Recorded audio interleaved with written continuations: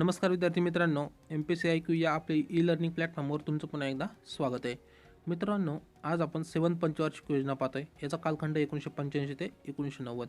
तर व्हिडिओच्या काही महत्त्वपूर्ण माहिती तुम्हाला इथे सांगतोय. आपण या व्हिडिओमध्ये चार्टसुद्धा पाहणार आहेत, उद्दिष्टे, नंतर परीक्षेला अपेक्षित असणारे प्रश्न, हे संपूर्ण माहिती आणि टीका का केली जाते 7 पंचवार्षिक योजनेवर ते सुद्धा पाहणार आहेत.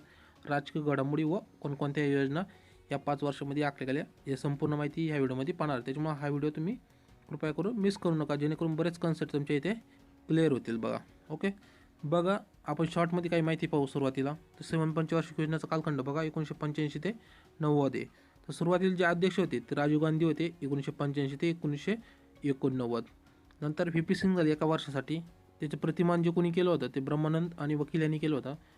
या 7 पंचवार्षिक योजनेचं ब्रीदवाक्य रोजगार निर्मिती जनक योजना म्हणून का केली गेली तर ते सुद्धा आपण पुढं सांगणार. मी तुम्हाला महत्त्वपूर्ण बघा, GDP संकल्पित केला होता 5%, पण साध्य झाला होता 5.6%. ओके. याच्यामध्ये जेवढा खर्च होता टोटल, त्याच्यामध्ये सर्वात जास्त खर्च हा ऊर्जा क्षेत्रावर करण्यात आला होता. जवळजवळ 28%, काही ठिकाणी 30% सुद्धा पाहायला भेटतो. वेगवेगळ्या पुस्तकात वेगवेगळी आकडेवारी बघा. नंतर शेती क्षेत्रावर खर्च केला होता, 22% खर्च केला होता एकूणच्या. नंतर संकल्पित खर्च किती होता 7 पंचवार्षिक योजना हा 1,80,000 करोड एवढा होता. सर्वात जास्त जी साधन सामग्री गोळा केली गेली वित्तीय ती 44,702 करोड. पुन्हा एकदा का, सर्वात जास्त वित्तीय साधन सामग्री कुठून गोळा केली, जास्त वेगवेगळ्या विविध मार्गाने पैसे गोळा केले होते, ती किती होती 44,702 करोड होती. तर 7 पंचवार्षिक योजनेत ही बचत किती होती 17,916 करोड, म्हणजे एकूण 9.95 करोड एवढी होती. बघा, याच्यावर क्वेश्चन डायरेक्ट विचारलं जातं परीक्षेमध्ये. आपल्याला एक तर ब्रीदवाक्य विचारलेलं आहे याच्या आधी, नंतर दुसरं म्हणजे GDPचं किती ते पण विचारलेलं आहे, किंवा सर्वात जास्त खर्च कोणत्या क्षेत्रावर करण्यात आला होता, ऊर्जा क्षेत्रावर, हे सुद्धा डायरेक्ट क्वेश्चन विचारला होता हाय तसंच. तर हा जो समोरचा चार्ट दिसतोय तुम्हाला असा स्क्रीन, तर याच्यावर डायरेक्ट क्वेश्चन विचारले जातात. आता आपण इतर माहिती पाहू जी मेन्ससाठी खूप महत्त्वपूर्ण आहे. तर उद्दिष्टे बघा, काही उद्दिष्ट ठरवली ती सुरुवातीला 7व्या पंचवार्षिक योजना आखताना. तर देशाची अर्थव्यवस्था त्यांनी पहिले जे पंचवार्षिक योजना राबवल्या होत्या त्याच्यामध्ये अर्थव्यवस्था विकासावर भर दिला होता. त्यांना वाटलं होतं की देशाची अर्थव्यवस्था जर विकास झाला किंवा अर्थव्यवस्थेचा विकास झाला तर रोजगार वाढेल व रोजगारानुसार काय होईल, लोकांची दारिद्र्य कमी होईल. पण तसं काही झालं नाही. देशाची अर्थव्यवस्था विकास झाला, पण बेरोजगारीसुद्धा मोठ्या प्रमाणात वाढत आली. तर त्यांनी ह्यावेळी काय सांगितले की त्यांच्या लक्षात आलं की देशाच्या अर्थव्यवस्थेबरोबर बेरोजगारी हा प्रश्न कधी सुटणार नाही, तर बेरोजगारीवर सेपरेट लक्ष द्यावं लागणार आहे. तर त्यांनी पहिल्यांदा फोकस केला बेरोजगारीवर. तर तुम्हाला समजलं असेल की रोजगार निर्मितीचं टायटल कमी त्यांनी टाकलं होतं. ओके. नंतर शेती क्षेत्रात अधिक रोजगार वाढवणे हे त्यावेळेस त्यांनी लक्ष ठेवलं होतं.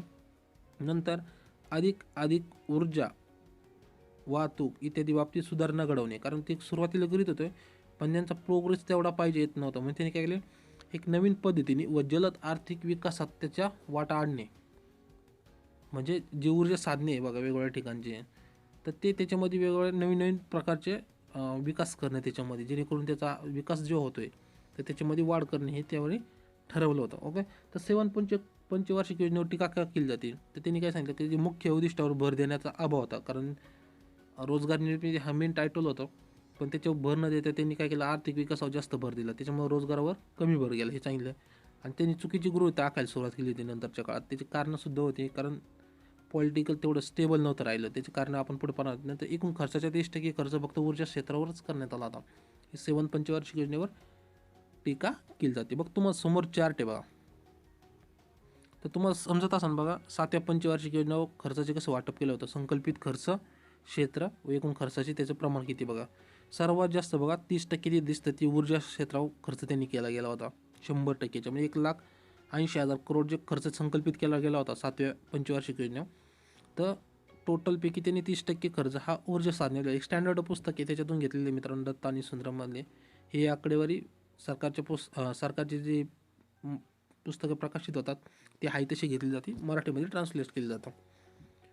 त्यानंतर शेती क्षेत्रावर बघा, हे 3 क्षेत्र जर धरले, सिंचनपर्यंत खाजगी आणि ग्रामीण विकास शेती, तर टोटल तर तुम्ही कॅल्क्युलेट 9, 10, 20%, जवळजवळ 20 ते 21% खर्च हा शेती क्षेत्रावर केला गेला होता. नंतर उद्योग व खाणकाम क्षेत्रावर 12.5% खर्च केला होता. नंतर वाहतूकवर 12.8 खर्च हा करण्यात आला. 16% किती सामाजिक सेवा खर्च करण्यात आला होता. तर तुम्हाला आयडिया आली असेल की कोणत्या क्षेत्रावर जास्त फोकस केला गेलेला आहे. तर एकूण देण्यात ठेवा संकल्पित खर्च किती होता, 1,80,000 करोड हे 7 पंचवार्षिक योजनेसाठी आखला गेला होता. ओके. त्यानंतर दुसरा एक चार्ट आहे बघा.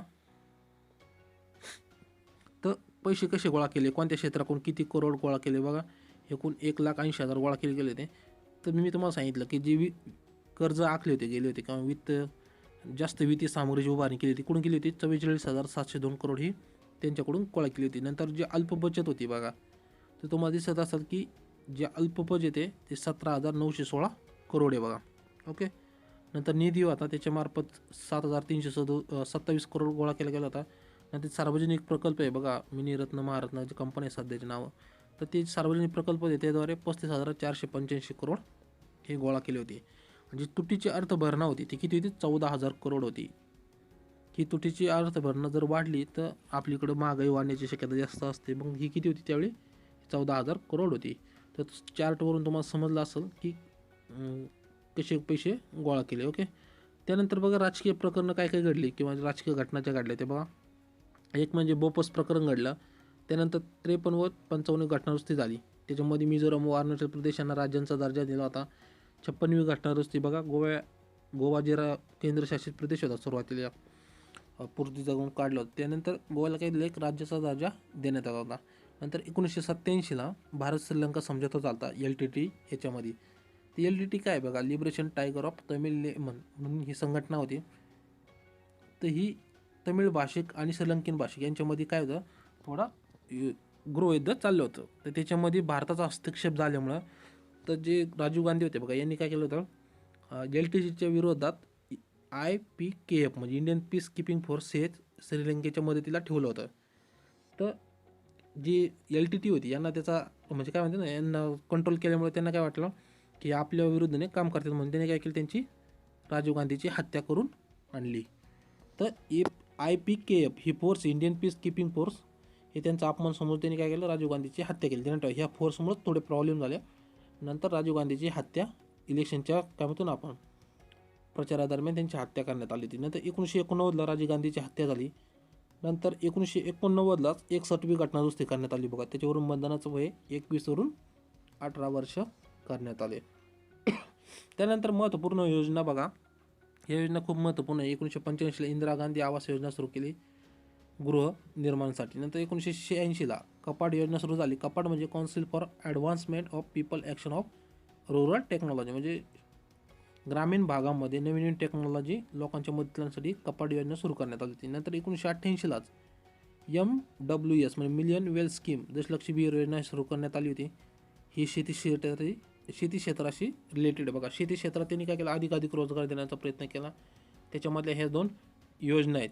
नंतर 1989ला जवाहरलाल रोजगार योजना व नेहरू रोजगार योजना सुद्धा सुरू केली होती. हे सुद्धा शेतकऱ्यांसाठी ग्रामीण भागासाठी लोकांसाठी फायदेशीर होती. ओके, समजलं असेल. तर मित्रांनो, 7 पंचवार्षिक योजना तुम्हाला ही कशी वाटली नक्कीच कमेंट करून सांगा. जर व्हिडिओ आवडला तर व्हिडिओला लाईक करा, आपल्या चॅनलला सबस्क्राईब करा. थँक्यू. भेटूया पुढच्या व्हिडिओमध्ये. ओके.